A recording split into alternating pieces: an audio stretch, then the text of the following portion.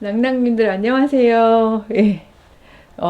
이쯤 되면 옷이 똑같으면 저는 지난주에 라고 얘기하지만 같은 날 찍고 있는 거를 들킨 셈이죠. 아주 클라이막스에서 끊었습니다. 막 그 예후가 미친 듯이 병거를 몰고 오고 있는 상황. 그래서 예후의 평소 성정을 알 수 있었던 바로 그 상황에서 제가 딱 모먼트를 맞췄었는데요. 멈췄었는데, 바로 그 긴박한 상황에서 그 두 메신저들, 이 사람 뒤에 붙을 것이냐? 아니면 빨리 돌아가서, 사실 돌아갈 수 있는 확률은 없습니다. 아니면 장렬히 전사할 것이냐? 막 이런, 내 삶에 있어서 긴박한 순간들이 있는데요. 적어도 그 예후와 함께 모의했던 사람들도 마찬가지고, 나중에 그의 뒤를 따랐던 그 메신저들, 사자들도 마찬가지고 이들이 가지고 있었던 하나의 그 당시의 확신은 바로 이 혁명이, 그러니까 사실은 주종 관계를 보면 자기들 주인에게 배반을 하는 행위인 거잖아요. 근데 이 행위가 개인의 유익보다는 이스라엘 공동체를 위해서 여호와의 뜻에서 합당한 공동체를 만들기 위함이다라는 정당성에 대한 부분이 적어도 어느 정도는 합의가 되어 있는 상황으로 묘사가 지금 되고 있는 중이죠. 예. 그래서 그들이 실제로 그렇게 생각하고 행동을 했는지, 아니면 기록자들에 의해서 그게 더 많이 그런 방식이 강조됐는지, 이거는 읽는 우리는 확인할 수 없지만, 적어도 지난 시간에도 제가 말씀드렸듯이 이 지금 상황에 대한 전개의 긴박함은 어떤 것들이 막 가미되기보다는 상당한 실제 상황을 설명해주고 있다라고 생각을 해요. 21절에 보니까 이제 요람이 자기가 아무리 아프고 지금 막 상처가 막 덧나고 힘들지만 계속 이렇게 누워있을 만한 상황이 아닌 거죠. 메우라. 이게 메우라라는 건 이제 그 병거를 타고 가야 되니까, 이제 메우라 해가지고 병거를 메웠고, 이제 이들이 자기의 병거를 타고, 그래서 요람만 탄 게 아니라 왜 그 당시 자기 조카인 셈이죠. 그러니까 이스라엘 왕 요람하고 유다 왕 아하시아가 함께 나갔다가 이제 이 삼촌이 다쳤다는 걸 듣고 와가지고 지금 방문을 한 상황이니까, 그러니까 두 왕이 같이 이제 병거를 타고 간 거죠. 이 상황이 무슨 상황인지 알기 위해서.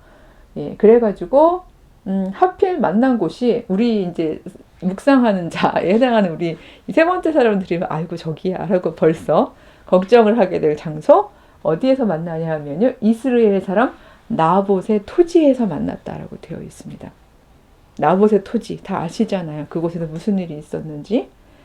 조금 이따 묵상을 할 거니까 제가 이제 그 본문, 그 당시 본문으로 살짝 돌아가는 건 조금 이따 가도록 하고요.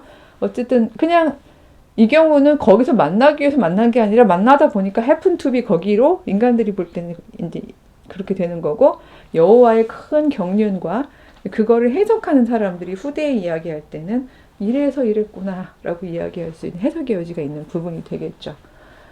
요람이 예후에게 묻습니다. 예후야, 평안하냐? 이제 그 예후의 대답 좀 보면 이쯤 되면 그냥 막 가자는 거죠. 이렇게 얘기를 합니다. 너의 어머니 이세벨의 음행과 술수가 이렇게 많은데 어찌 평안이 있겠냐?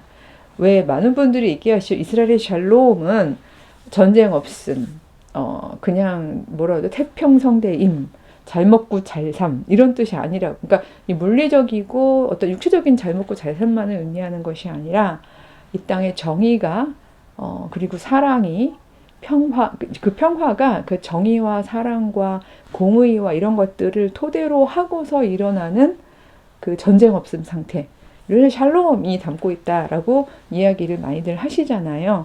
그러니까 사실은 그 전통을 알고 있는 사람이죠. 예후의 경우에 적어도 여기서 묘사되고 있는 예후는. 그러니까 내가 평안할 리가 있냐 이런 얘기를 하는 거예요. 그러니까 한 개인의 평안이 아니라, 왜요? 이유는 네 엄마 이세벨로 묘사되는, 그러니까 저는 이 부분을 한 여자에 대한 여자 혐오로 가면 저는 이 맥락을 놓치고 있다라고 생각을 하는데, 이 당시 이스라엘 공동체의 여호와 그 질서, 여호와를 왕으로 삼는 그 질서하고는 상당히 반대가 되는 질서가 상징적으로 말하면 이제 그 이세벨의 질서라고도 볼 수 있는 거잖아요. 아합은 죽었으니까 이제 이세벨 아합이 했던, 왜 그거 있었잖아요. 당신이 다스리는 자 맞아요? 했던 다스림, 이세벨이 배워왔던 다스림은 여호와의 다스림에 순종하면서 일종의 서번트로서의 삶을 살아가는 이스라엘의 왕의 다스림하고는 굉장히 대조적이었죠. 바로 그 이세벨의 다스림이 지금 이곳에 팽배한데 근데 평안할 리가 있느냐라고 이야기를 하는 거죠. 그 말을 딱 듣자마자 요람이 딱 돌이키면서 막 이게 한 영화의 장면처럼 그려지시지 않나요?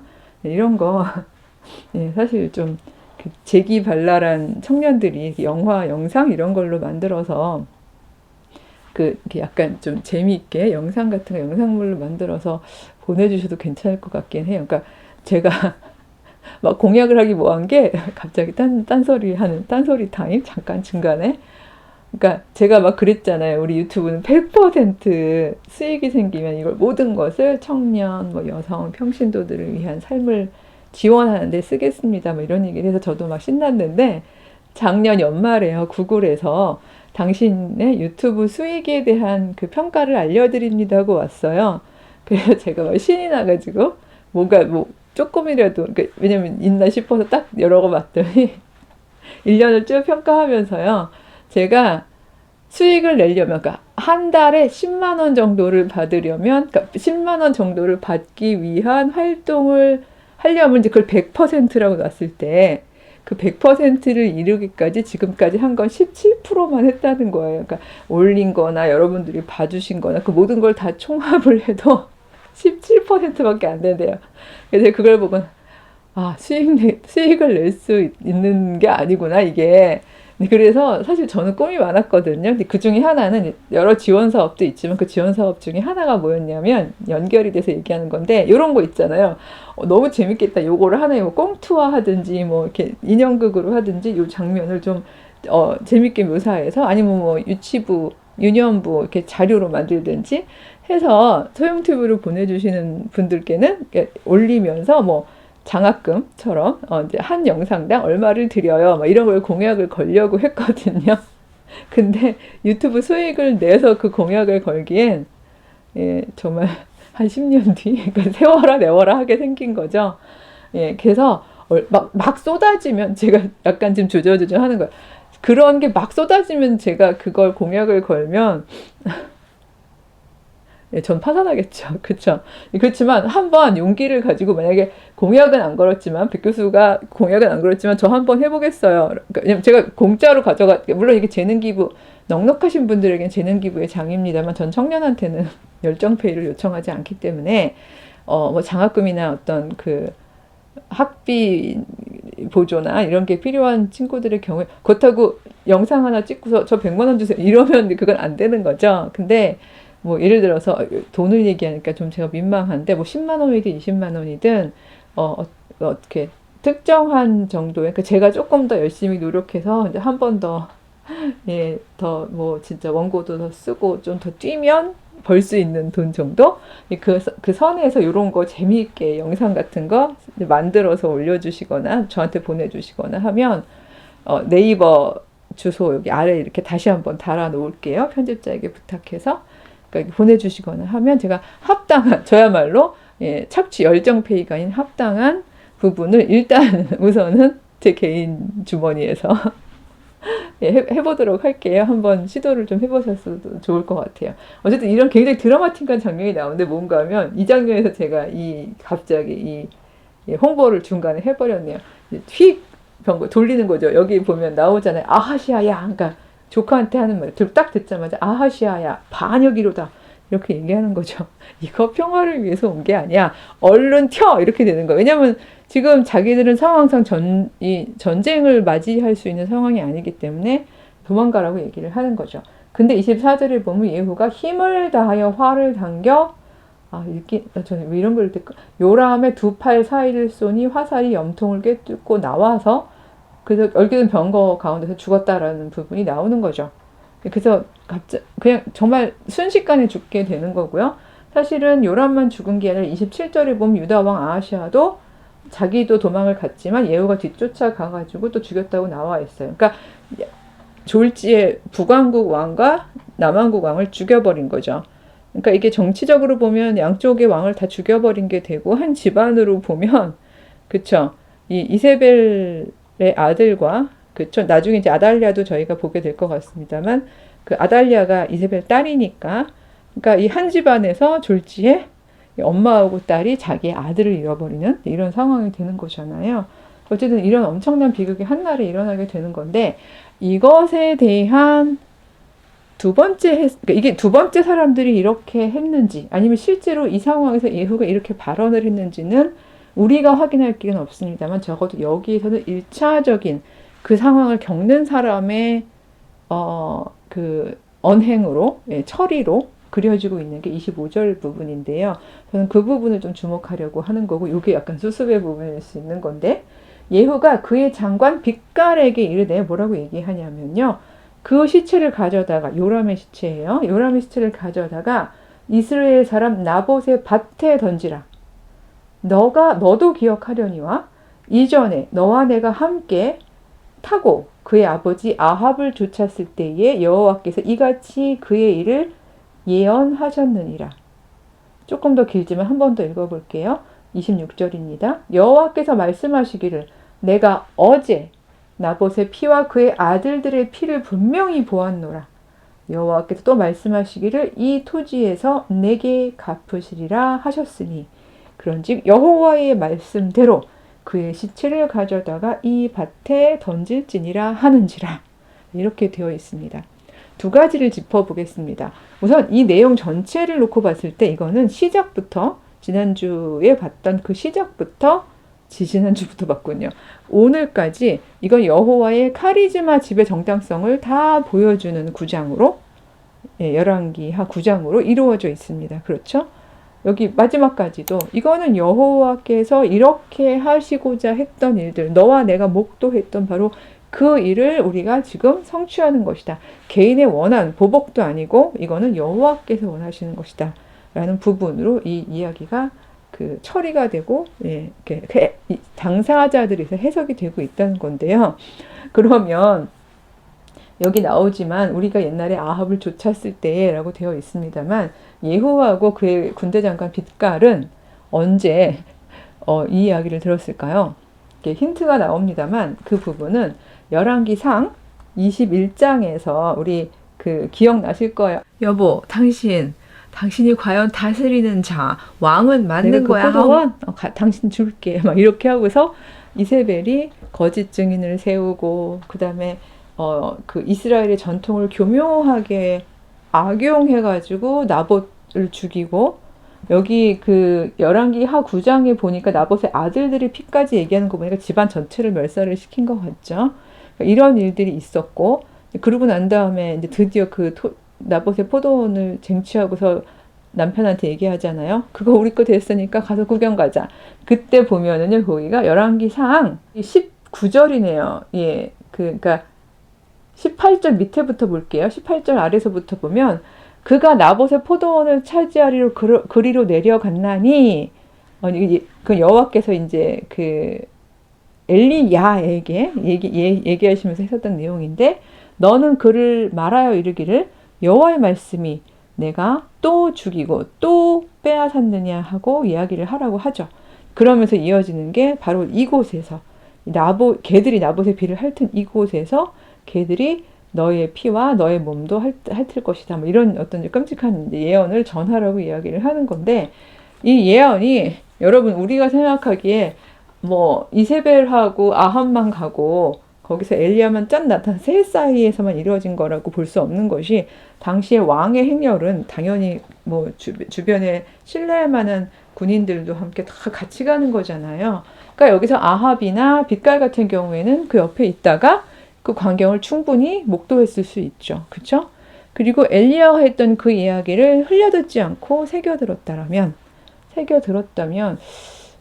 그리고 만약에 저는 계속해서 만약에를 얘기하는 이유가 이제 왜냐면 예후가 어떤 마음이었을지에 대해서는 제가 처음에도 말씀을 드렸습니다만, 진짜 순수하게 여호와 집의 정당성을 인정을 하면서 주의 도구로서 활동했을 수도 있지만, 또 한편으로 이미 모여 있는 거를 볼 때 그가 되게 정치적 욕망도 있고, 이 판도 안에서 뭔가를 도모하려고 했던 사람일 수도 있다. 뭐 이런 얘기를 막 드렸던 것처럼, 사실은 예후가 어떤 입장이었는지는 모르는 상황이지만, 그럼에도 불구하고 여기에 그려진 예후는 철저하게 아마도 지금 이렇게 얘기하는 것으로 보아서는 그 당시에 엘리야가 했던 이야기를 마음속에 새겨들였을 것이죠.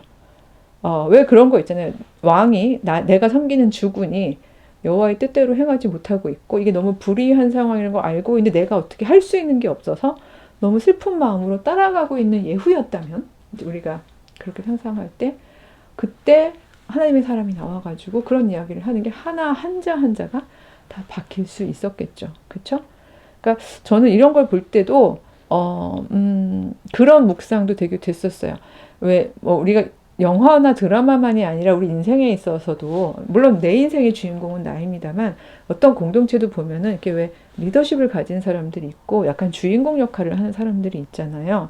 그리고 그 사람들에 의해서 마치 뭐 공동체도 돌아가고 역사도 진행이 되고 이런 것 같습니다만 그리고 사실 주변에 서 있는 사람들은 우리 막 예를 들어서 그 사람도 그 드라마에 나왔어? 라고 생각할 만큼 주목하지 않는 일종의 배경처럼 그려지는 그런 사람들이 일상에도 있는데요. 근데 사실 열왕기 상에서는 그 엘리야가 아합을 향해서 그 예언을 전하던 그곳에서는 이름도 드러나지 않고 실제로 거기 있었을까라고 생각도 못했었을. 그쵸?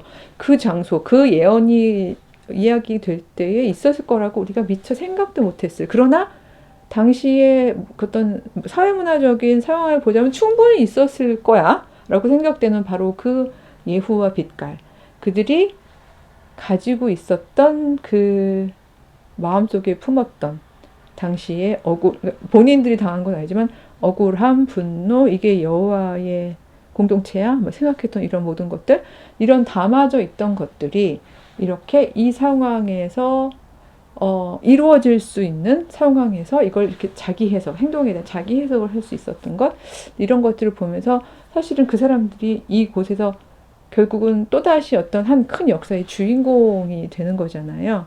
그러니까 이런 걸 볼 때마다 저는 새겨들음? 우리 뭐 미드라시 한자 한자 뭐 새겨서 읽는다 이런 것도 중요합니다만 이 새겨들음이라는 거를 저희들의 일상에 하나의 원칙으로 삼아야 하겠다라는 생각도 좀 많이 들더라고요. 꼬아들음이 아니라 새겨들음이죠. 예, 종종 저희는 새겨들음을 막 꼬아듣기도 하고 그럽니다. 자기 해석은 언제나 양면의 부분이 있는 것 같아요. 이게 예후가 자기에게 유리한 방식으로 이거를 해석해내서 이거를 여호와 전통하고 연결해가지고 본인의 유익만을 위해서 사용을 했다면 그렇다면 그거는 그 결과가 굉장히 이제 또 비극적으로 흘러갈 것이고요. 볼 거예요.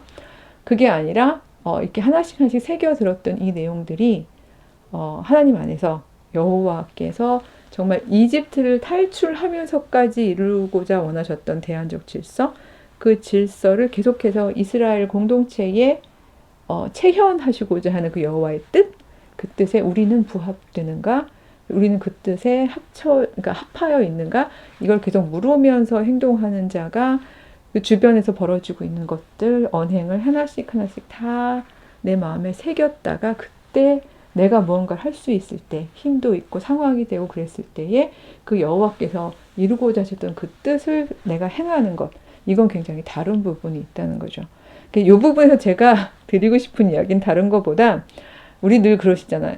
그런 얘기 많이 하잖아요. 여호와께서는 미리 다 알고 계시다. 다 계획해 놓으셨다. 처음부터 끝까지를 그 모든 걸 다 계획해 놓으셨다. 이런 신앙 고백을 할 때가 있는데 이게 자칫 잘못하면 운명론으로 갈 수가 있거든요. 그렇기 때문에 내가 할 수 있는 거기서 내가 할 수 있는 역할이 그냥 마치 그 설정값이나 기본값이 있는 상황에서 그냥 로봇처럼 움직이는, 그래서 여호와의 뜻대로 움직이는 나의 의지나 주관이나 나의 선택지나 이런 건 전혀 없는 그런 존재인 것처럼 자칫 잘못 해석이 되는 경우들이 많이 보여요. 이런 분들의 경우에 뭐 비난이 아니라 이런 분들의 삶을 주도적으로 못 사는 걸 가까이서 참 많이 보게 됐거든요. 예, 그리고 자꾸 그 어떤 예언자나 어떤 선지자들을 이렇게 구할 때도 그들에게 묻는 내용이 주로 그거죠. 우리 아들 살까요? 나 어떻게 될까요? 그러니까 이런 어떤 개인적인 차원에서의 길, 흉, 화복만 묻잖아요. 근데 이 성경에서 계속해서 얘기하고 있는 여호와의 뜻 안에서 살고 있는 신앙인들은요, 개인의 길, 흉, 화복을 묻지 않아요. 오히려 여호와의 뜻이 이 땅에 지금 실현되고 있는지에 대한 걸 묻고요. 그리고 그것이 실현되고 있지 않는 상황에서 나는 무엇을 할 것인가를 끊임없이 간구하고 묻도록 살아가는 삶을 굉장히 긍정적으로 평가하고 있는 걸 볼 수 있어요. 그래서 뭐 예후 뒷부분에서 뭐 비판할 내용들이 많이 있습니다만 적어도 이 앞에서 뭐 왜 사람을 죽여요? 뭐 이런 뜻이 아니라 군대장관인데요, 뭐. 근데 적어도 그가 이 엔딩, 자기 예후혁명의 엔딩의 마지막 부분을 요람의 시체를 나봇의 포도원에 던지는 작업, 굉장히 상징적인 행위일 수 있는데 이거를 행했다는 것은 적어도 그 상황을, 시대 상황을, 그 악한 상황을 통과해 왔던 하나의 신하로서 그 주군의 결정, 주군의 다스림, 이 여호와의 다스림하고 부합하지 않았다는 것을 마음에 새기고 기억하고 있었던 그런 사람이었구나. 적어도 우리는 미드레스적 읽기는 텍스트 중심으로 우리가 묵상을 하는 거니까요.